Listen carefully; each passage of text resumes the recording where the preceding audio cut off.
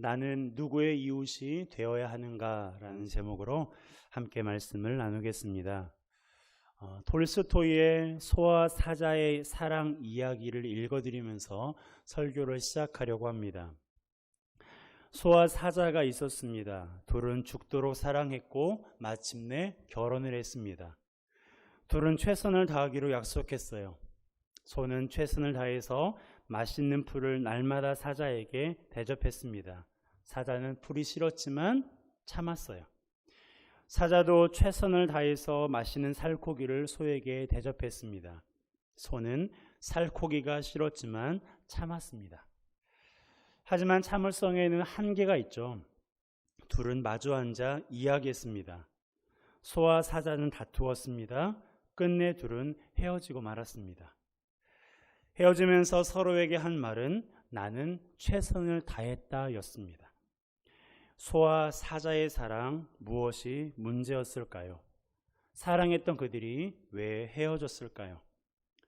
소는 소의 눈으로만 세상을 보았고 사자는 사자의 눈으로만 세상을 보았기 때문입니다. 나 위주로 생각하는 최선, 상대를 보지 못하는 최선, 그 최선은 최선을 다할수록 최악을 낳습니다.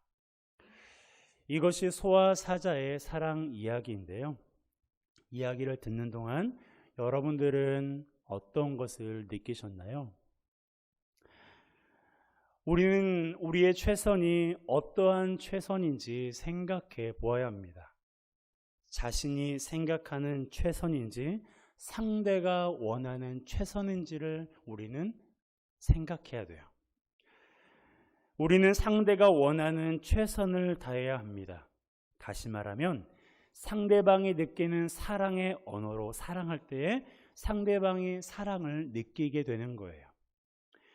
저명한 기독교 상담가인 게리 체프먼 박사는 사랑에는 5가지 언어가 있다고 합니다. 인정하는 말, 함께하는 시간, 선물, 봉사, 스킨십. 이에 대해서는 여러분들에게 여러 차례 말씀드렸는데요. 아마 앞으로도 매년 한 번씩 정도는 말씀드릴 것 같습니다. 사랑에 있어서 굉장히 중요한 개념이거든요. 예를 들어 볼게요. 함께 시간을 보낼 때 사랑을 느끼는 사람에게 상대방이 오지는 않고 기념일마다 선물만 보낸다면 그 사람은 사랑을 느낄까요? 느끼지 못합니다. 또한 사랑의 언어 중에 봉사가 있는데요. 봉사란 상대방이 나에게 원하는 바를 내가 해주는 것입니다. 예를 들면 쓰레기를 버리거나 청소를 해주는 거예요. 이 사람은 상대방이 자기에게 봉사를 해주면 사랑을 느끼는 사람이에요. 그런데 상대방은 말로만 해요. 그러면 이 사람은 어떨까요? 사랑을 느끼지 못하는 거예요. 그게 사랑의 언어입니다. 각자 이 시간 여기 앉아있는 저와 여러분들도 각자가 느끼는 사랑의 언어가 있어요. 물론 꼭 한 가지만 있는 건 아닙니다. 다양하게 있을 수 있어요. 그러므로 상대방으로 하여금 사랑을 느끼게 하기 위해서는 어떻게 해야 돼요? 나 위주로 생각하는 최선이 아니라 누가? 상대가 원하는 최선을 다해야 한다는 것입니다. 그렇다면 그 상대가 누구일까요? 다시 말하면 누가 이웃이냐라는 말입니다. 오늘 본문이 그것을 말해주고 있어요. 어떤 사람이 길을 가다가 강도를 만나서 거의 죽게 되었습니다. 그때 3사람이 각기 그 곁을 지나갔어요. 그들은 제사장, 레위인, 사마리아인이었습니다. 그런데 제사장과 레위인은 강도 많은 사람을 보았지만 피하여 지나갔어요. 하지만 사마리아인은 그를 도와주었습니다. 적극적으로 도와주었어요. 그는 강도 많은 사람을 치료해 주고 자기 짐승에 태워 쉴 곳에 데려다 주었습니다. 그뿐만이 아니었어요. 하룻밤 그의 곁에 머물며 상태를 지켜보다가 이튿날 주막 주인에게 돈을 주며 그를 돌봐줄 것을 요청했습니다. 그는 말로만이 아니라 구체적인 행동으로 시간과 돈을 들여 강도 맞는 사람을 섬기고 사랑했어요.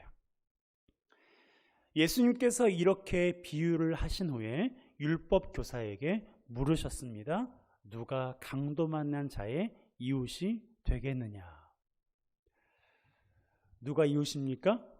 여러분들이 대답해 보세요. 그렇죠. 강도 많은 사람을 도와준 사마리아 사람입니다. 율법교사가 이렇게 말했어요. 37절 상반절입니다. 함께 읽을까요? 이르되 자비를 베푼 자니이다. 강도를 만난 사람의 이웃은 자비를 베푼 사람이에요. 맞습니까? 틀립니까? 맞긴 맞아요. 그런데 50%밖에 맞지 않아요. 정확했지만 올바르지는 않은 답입니다. 예수님께서 강도 많은 자를 만난 사람들을 세 부류로 나누었습니다. 제사장, 레위인, 그리고 사마리아 사람이라고 말씀하셨어요. 자비를 베푼 자라고 예수님께서 말씀하지 않으셨습니다. 사마리아 사람이라고 말씀하셨어요.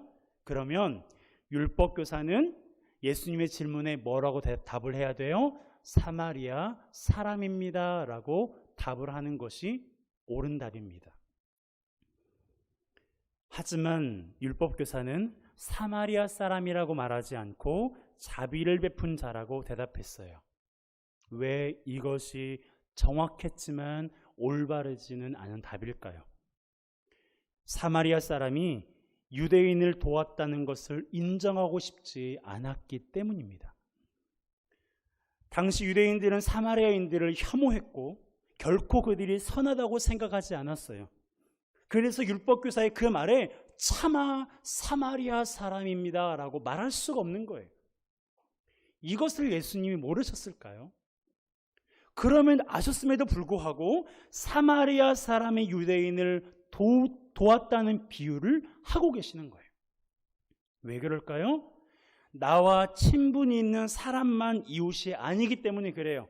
나를 사랑하는 사람만 이웃이 아니기 때문입니다. 강도 만나는 유대인은 그의 이웃이 제사장과 레위인이라고 생각했어요. 그렇게 생각하실 거예요. 하지만 왜냐하면 그들은 경건함의 대표이고 사회적 종교적으로 존경받는 인물들이기 때문입니다. 하지만 그들은 강도 만난 자 이웃이 아니에요. 그의 이웃은 그가 평소 이웃으로 여기지 않았던 사마리아 사람이었습니다. 여기에서 우리는 그렇다면 나의 이웃은 누구인가? 라는 질문을 스스로 해보아야 됩니다. 여러분, 여러분의 이웃은, 우리의 이웃은 누구입니까? 매일 만나는 사람들만 우리의 이웃인가요? 우리를 사랑해주고 좋아해주는 사람만 우리의 이웃일까요? 그렇지 않습니다. 도움이 필요한 사람이면 누구나 나의 이웃이에요. 물질적인 도움, 정서적인 도움, 영적인 도움이 필요한 사람이라면 바로 그들이 나의 이웃이라는 사실입니다. 나와 갈등이 있는 사람도, 나와 대립관계에 있는 사람도, 더 나아가 원수도 나의 이웃이라고 예수님은 말씀하시는 거예요. 그러면 그들에 대해서 우리는 어떤 자세를 취해야 될까요? 오늘 본문에서 보는 것처럼, 그리고 예수님께서 율법교사에게 권면하신 것처럼 우리도 사마리아 사람이 했던 것과 같이 해야 됩니다. 37절 하반절 함께 읽습니다. 예수께서 이르시되 가서 너도 이와 같이 하라 하시니라. 아멘.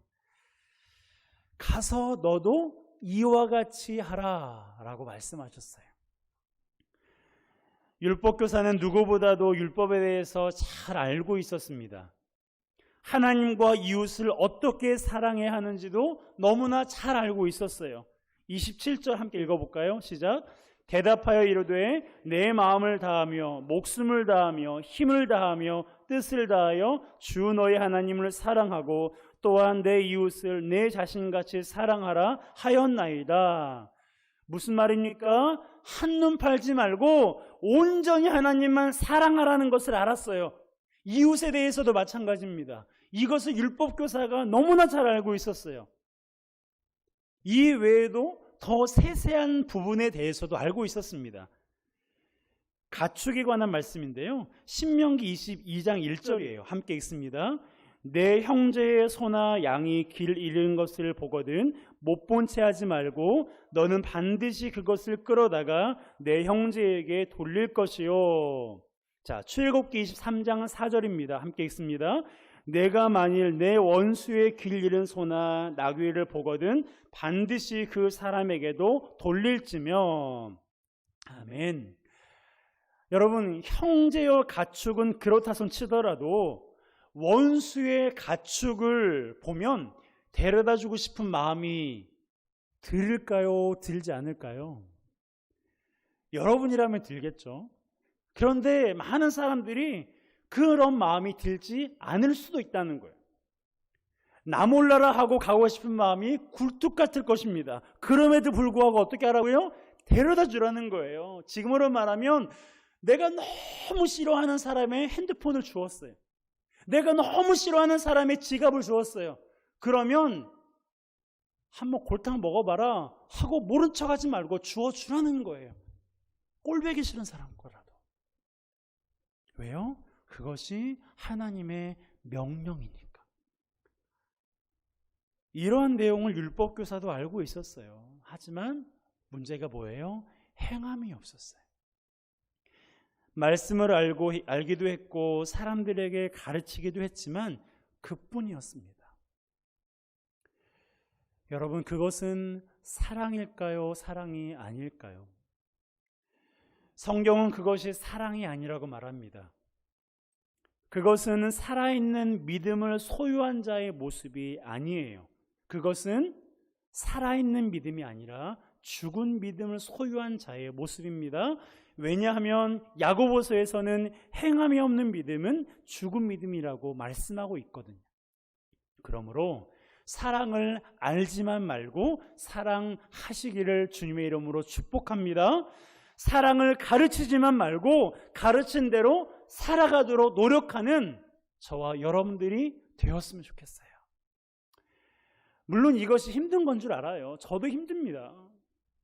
저는 말씀을 준비할 때마다 이걸 느껴요. 목회자는 진리의 말씀을 선포하는 사람입니다. 도덕을 가르치는 사람이 아니고요. 진리의 말씀, 불변하는 하나님의 말씀을 가르치는 사람이에요. 여러분, 이것이 얼마나 부담되는 줄 아세요? 말씀을 선포만 하고 그렇게 살지 못할까 봐 날마다 두렵고 떨립니다. 그렇다고 100% 지키냐? 그러지는 못해요. 그래도 할 수 있는 한 지키고 있는 말씀을 선포하려고 하고요. 선포한 말씀대로 살아가려고 노력해요. 그것이 무척이나 부담됩니다. 하지만 그래도 말씀을 선포하다 보니 말씀대로 살려고 더 노력하는 것 같아요. 사랑도 마찬가지입니다. 쉽지 않다는 거 알아요.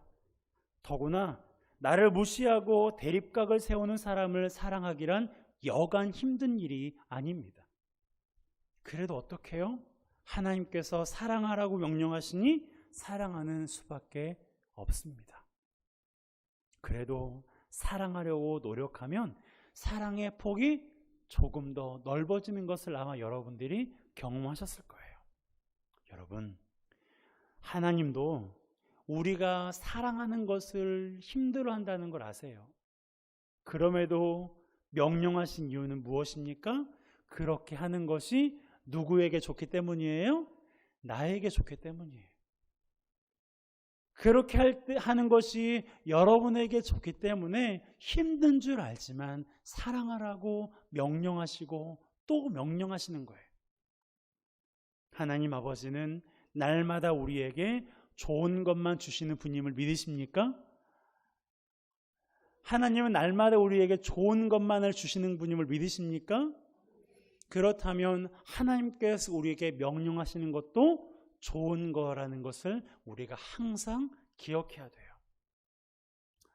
물론 그렇다고 사랑하기로 결단했다고 해서 하루아침에 미워하는 마음이 사라지고 원수를 사랑하는 마음으로 변화되진 않아요. 기도하자마자 갈등의 벽이 와르르 무너지거나 미운 남편이 이쁜 남편으로 보이진 않아요. 그러면 방법이 없는 걸까요? 그렇지 않습니다. 방법이 있어요. 오늘 본문에 그 방법이 있습니다. 바로 불쌍히 여기는 마음부터 시작하는 거예요. 33절입니다. 함께 읽습니다. 어떤 사마리아 사람은 여행하는 중 거기 이르러 그를 보고 불쌍히 여겨. 강도 많은 사람을 불쌍히 여긴 사람이 누구예요? 누구예요? 어떤 사마리아 사람이에요. 그렇죠? 어떤 사마리아 사람입니다. 그런데 우리는 흔히 여기에 나오는 사마리아 사람을 가리켜서 뭐라고 말해요? 선한 사마리아인이라고 말합니다. 그런데 예수님은 선한 사마리아 사람이라고 말하지 않으시고요, 어떤 사마리아 사람이라고 말씀하셨습니다. 이게 무엇을 의미하는지 아십니까? 그가 본성이 선하거나 착한 사람이 아니라는 거예요. 그는 평범한 사람이에요. 그는 어떤 사람이에요. 평범한 사람입니다. 어쩌면 그도 자기를 싫어하는 유대인을 좋아하지 않았을 거예요. 여러분 한번 생각해 보세요. 이 사마리아 사람이 시장에서 오늘 본문에 등장한 유대인, 강도를 만나지 않은 상황을 고려해 보고 이 유대인을 시장에서 장을 보다가 만났으면 도와줬을까요? 도와주지 않았을까요? 인사했을까요? 인사하지 않았을까요? 똑같은 사람이라는 거예요. 평상시에 만났으면 인사도 하지 않고 지나갔을 거예요. 그런데 강도를 만나 거의 죽게 된 유대인을 보게 된 것입니다. 그때 그에게 어떤 마음이 생겼어요? 사랑하는 마음이 생겼나요? 불쌍히 여기는 마음이 생겼어요. 그가 잘한 것은 불쌍히 여기는 마음을 뿌리치지 않았다는 사실입니다. 강도 맞는 사람이 비록 자기를 무시하는 유대인이었지만 그가 처한 상황을 보고 모른 척하지 않은 거예요. 비록 유대인이었지만 그가 처한 상황이 안타까워 도와준 것입니다. 여러분, 이것은 실제 사건이 아니에요. 예수님께서 비유로 말씀하신 것입니다. 그런데 예수님께서 이웃사랑에 대해 가르치시면서 이러한 상황을 설정하신 거예요. 이것이 무엇을 의미할까요? 자비를 베풀어야 할 상황을 만나면 자비를 베풀라는 거예요. 그가 원수이든 꼴보기 싫은 사람이든 자비를 베풀 만한 상황을 접하면 무시하지 말고 모른 척하지 말고 자비를 베풀 것을 말씀하시는 것입니다. 여러분, 그것이 바로 내 이웃을 자기 몸처럼 사랑하라는 명령에 순종하는 거예요. 나와 갈등 있는 사람, 나의 원수를 무작정 찾아가서 용서를 구하라는 그런 말씀이 아니고요. 때로는 상황에 따라서는 그러한 노력도 필요하겠죠. 하지만 예수님께서 오늘 본문을 통해서 우리에게 말씀하시는 것은 내 마음을 힘들게 하고 아프게 하고 고통스럽게 하고 내 인생을 실패하게 하는 그 사람이라 할지라도 그가 곤경에 처하면, 그가 도움을 받을 만한 상황에 처하면 모른 척하지 말고 도우라고 말씀하시는 거예요. 여러분, 우리는 누가 나의 이웃인가에 대한 관심보다 나는 누구의 이웃이 되어야 하는가에 대한 관심을 가져야 합니다. 하나님께서 우리를 사마리아 사람처럼 사용하기를 원하세요. 하나님, 제 안에 사랑이 부족해요. 하나님, 저는 자비 베푸는 것을 힘들어하는 사람입니다. 여러분, 다 마찬가지예요. 우리도 어떤 사마리아 사람처럼 평범한 사람들입니다. 그럼에도 불구하고 하나님께서 우리를 사마리아 사람처럼 쓰기를 원하신다는 거예요. 기꺼이 도움이 필요한 사람이 내 눈에 보이게 되면, 그가 물질적으로 필요하든 정서적인 도움이 필요하든 영적인 도움이 필요하든 그것을 모른 척하지 말고, 나와 상관없는 사람이니, 나를 괴롭게 하는 사람이니, 나를 실패하게 만든 사람이니 모른 척하지 말고 도와주라는 거예요. 자비를 베풀라는 것입니다. 그것이 바로 내 이웃을 내 몸과 같이 사랑하라는 하나님의 명령에 순종하는 것입니다. 여러분, 나는 누구의 이웃이 되어야 하는가? 이 질문을 이 한 주간 동안 계속 곱씹으시면서 묵상하시면서 살아가시기를 부탁드립니다. 나는 누구의 이웃이 되어야 하는가? 이 마음을 가지고 있는 자에게 하나님은 자비를 베풀 만한 상황에 처한 사람을 만나게 하시고, 그에게 자비를 베풀므로 하나님을 기쁘시게 하고 하나님께 영광을 올려드리는 일에 저와 여러분들을 반드시 사용하실 것입니다. 그 일에 우리 모두가 쓰임받기를 주님의 이름으로 축복합니다. 이 시간 우리가 함께 찬양할까요?